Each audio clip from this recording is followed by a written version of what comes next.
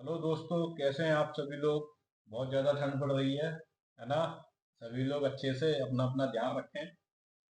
आज का जो हमारा टॉपिक है पर्यावरण प्रदूषण से, यानी पर्यावरण प्रदूषण में वायुमंडल, जलमंडल, स्थल मंडल, जीव मंडल, यानी किन किन तरीकों से हमारा पर्यावरण जो है वो प्रदूषित हो रहा है।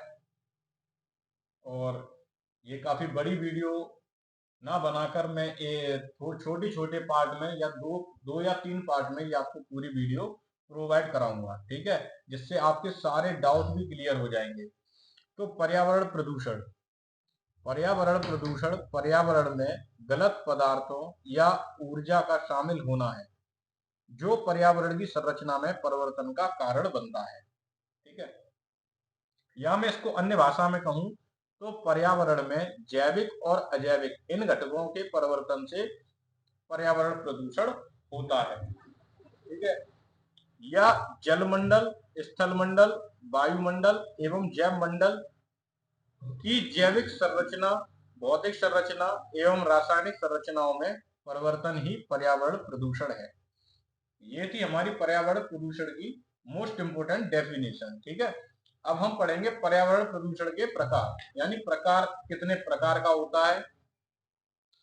उत्पत्ति के आधार पर देखा जाए तो प्राकृतिक कारण, यानी जो प्रकृति द्वारा है, तो उसमें जैसे ज्वालामुखी, तो ज्वालामुखी का जब विस्फोट होता है तो देखो वायु प्रदूषण हो जाता है, विस्फोट में ध्वनि प्रदूषण भी हो जाता है ना। अब मानव जनित कारक में, यानी जो मानव द्वारा हो रहा है, वो मानव जनित प्रदूषण को मानवोद्भवी या एंथ्रोपोजेनिक कहा जाता है, ठीक है। अगर मानव द्वारा अगर कोई प्रदूषण किया जा रहा है तो उसको एंथ्रोपोजेनिक कहा जाता है। मानव जनित प्रदूषण को ध्रुमेलिन भी कहा जाता है, ठीक है। ये कुछ डायरेक्ट पॉइंट जो एग्जाम में पूछ लिए जाते हैं। और पारिस्थितिकी तंत्र के आधार पर प्रदूषण, जैव अपघटनीय प्रदूषण, ऐसे प्रदूषण जो जीवाणुओं एवं कवकों के द्वारा विनष्ट कर दिया जाता है। जैसे उदाहरण से समझते हैं, घर में साग सब्जी, कृषि पदार्थ, पुआल, बाहित मल, सीवेज इत्यादि, ये कैसे हैं, जैव अपघटनीय प्रदूषण के अंतर्गत आते हैं। दूसरा है जैव जैव निम्न अपघटनीय प्रदूषण, ऐसे प्रदूषण प्रकृति के द्वारा समाप्त नहीं हो पाए या लंबे समय के बाद समाप्त होते हैं। जैसे प्लास्टिक है, पॉलीथिन है, पारा है, आर्सेनिक है, तो ये सब हमारे जैव निम्न अपघटनीय प्रदूषण के अंतर्गत आते हैं। देखो मैंने आपको बताया जैसे कि ये पर्यावरण है, ठीक है, ये पर्यावरण है। अब इसके अंतर्गत जितने भी आते हैं, जैसे एक तरफ जलमंडल आ गया आपका, ठीक है, जलमंडल, एक तरफ स्थल मंडल, एक तरफ वायुमंडल, यानी ये सभी, इन सभी से जो प्रदूषण होता है उस पर हम चर्चा कर रहे हैं। और इन्हीं से ही आपके मोस्ट इंपोर्टेंट टॉपिक जैसे कि ग्रीन हाउस गैस वगैरह। तो आज हम वायु प्रदूषण के बारे में चर्चा करते हैं। तो वायु प्रदूषण के लिए सबसे अधिक जिम्मेदार गैस है कार्बन मोनोऑक्साइड। देखो कार्बन मोनोऑक्साइड को हम CO से डिनोट करते हैं, ठीक है। और सल्फर डाइऑक्साइड को हम SO2 से डिनोट करते हैं, ठीक है। देखो मैंने लिखा नहीं है पर मैं यहाँ साइड से आपको लिख के बताता चल रहा हूँ, जिससे कि आप इनको लिख लें। कार्बन मोनोऑक्साइड CO और SO2 सल्फर डाइऑक्साइड। अब सल्फर डाइऑक्साइड गैस को क्रैकिंग गैस भी कहते हैं, ठीक है। एक पॉइंट क्लियर हुआ यहाँ से कि सल्फर डाइऑक्साइड गैस को क्रैकिंग गैस कहते हैं और इससे स्टोन कैंसर होता है। क्रैकिंग गैस से कौन सा cancer, stone cancer. Carbon monoxide को दम घोटू गैस कहते हैं, इसको थोड़ा सही कर लेना, दम घोटू, दम घोटू गैस कहा जाता है। कार्बन मोनोऑक्साइड कुल प्रदूषण का 55% और सल्फर डाइऑक्साइड कुल प्रदूषण का 35% जिम्मेदार है। वायु प्रदूषण के लिए सबसे अधिक मोटर वाहन जिम्मेदार हैं, क्योंकि सभी को पता है, देखो मोटर वाहनों में कार्बन मोनोऑक्साइड का उत्सर्जन अधिक मात्रा में होता है, ठीक है। इससे कार्बन मोनोऑक्साइड निकलती है। इसके अलावा उद्योगों के द्वारा भी वायु प्रदूषण फैलाया जा रहा है। वायु प्रदूषण के लिए बड़े स्तर पर वनों की कटाई, बढ़ता शहरीकरण एवं नगरीकरण जिम्मेदार है। यानी कुल मिलाकर, एक तो जब जनसंख्या बढ़ेगी, जनसंख्या बढ़ेगी तो लोगों को फिर घर चाहिए, मकान चाहिए, है ना, तो वनीकरण वगैरह ये सब खत्म हो रहा है। तो इन सब के जिम्मेदार कौन है, हम सभी लोग हैं, ठीक है। अब हम चर्चा करते हैं ग्लोबल वार्मिंग की। यानी ग्लोबल वार्मिंग का तात्पर्य है पृथ्वी का तापमान बढ़ना।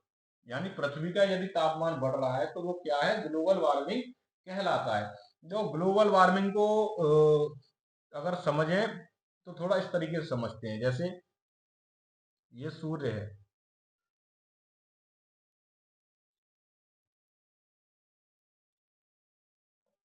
अब और नीचे है ये समुद्र, हमारा जल स्तर हो गया, ठीक है। ये एक लेयर गई, ठीक है, जो क्षोभ मंडल में होती है, ठीक है।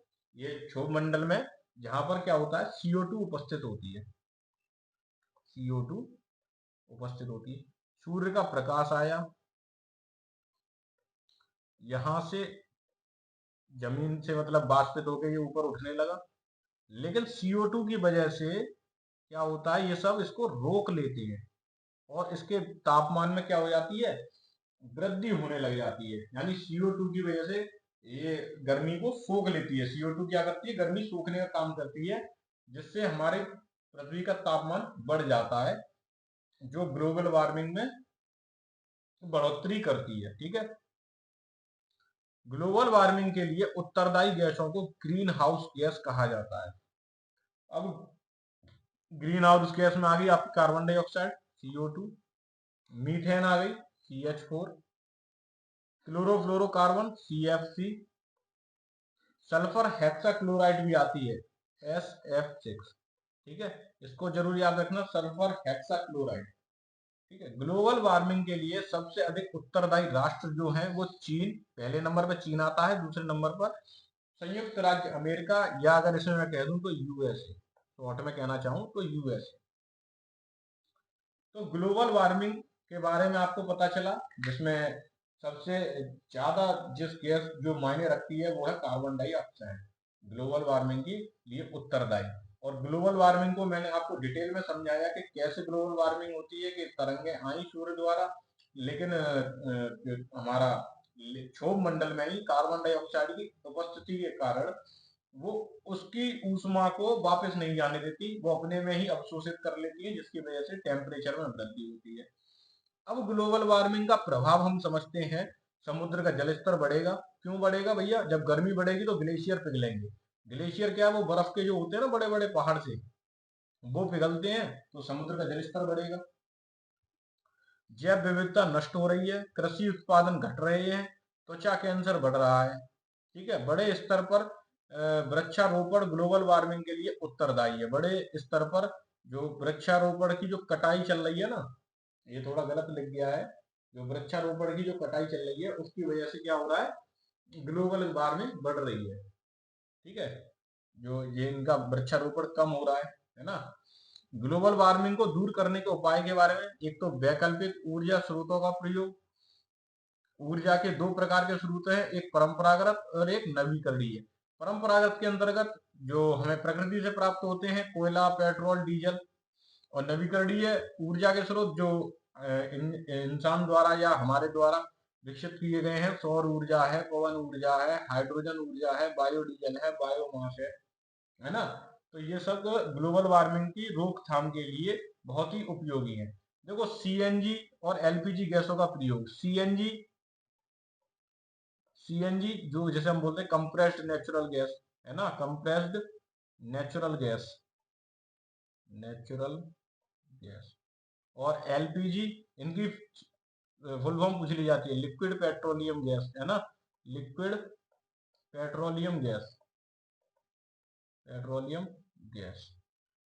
इनको प्रोत्साहित किया जाए। CFL और LED के प्रयोग को प्रोत्साहित किया जाए, यानी जो CFL LED जो हमारे घर में लगी होती है ना, इनका प्रयोग किया जाए। ग्लोबल वार्मिंग को रोकने के लिए न्यूजीलैंड पहला देश है जिसने नागरिकों पर कार्बन टैक्स लगाया। यानी न्यूजीलैंड पहला ऐसा देश है जिसने ग्लोबल वार्मिंग को रोकने के लिए नागरिकों पर, वहां की जनसंख्याओं पर, जहां वहां के रहने वाले लोगों पर कार्बन टैक्स लगाया। ग्लोबल वार्मिंग को रोकने के लिए 1997 में जापान के क्योटो शहर में क्योटो प्रोटोकॉल संधि हुई थी। देखो, मैंने इससे पिछली वीडियो में आपको बताया था क्योटो प्रोटोकॉल, पेरिस समझौता, रामसर संधि। जिस किसी ने भी वीडियो ना देखी हो वो चैनल पे जाके वॉच कर सकता है। क्योटो समझौता के स्थान पर 2016 में पेरिस समझौता हुआ, जिस पर भारत ने 2 अक्टूबर 2016 को हस्ताक्षर किए। ठीक है।